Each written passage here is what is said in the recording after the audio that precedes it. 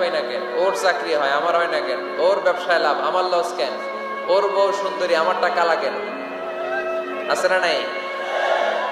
না, অভিযোগ করবেন না। আপনি যে অবস্থানে থেকে অখুশি, আপনি যেই অবস্থানে থেকে আল্লাহর কাছে অভিযোগ করতেছেন, আপনার এই অবস্থানে আসার জন্য অনেকে আল্লাহর কাছে দোয়া করতেছে, ঠিক কিনা? কিন্তু আপনি এই অবস্থানে খুশি না। অনেকে এই অবস্থানে আসতে চায়, তাদের স্বপ্ন যে তারা একদিন আপনার স্থানে আসবে, কিন্তু আপনি আপনার জায়গায় থেকে খুশি না। এজন্য উনজুর ইলা মান হুয়া আসফালা মিনকা, তোমার চেয়ে যে খারাপ অবস্থায় আছে তার দিকে তাকাও, তাহলে তোমার মনের দুঃখ ঘুচিয়ে দিবে কে? আপনার চেয়ে যে খারাপ অবস্থানে আছে তার দিকে দেখেন কি অবস্থা।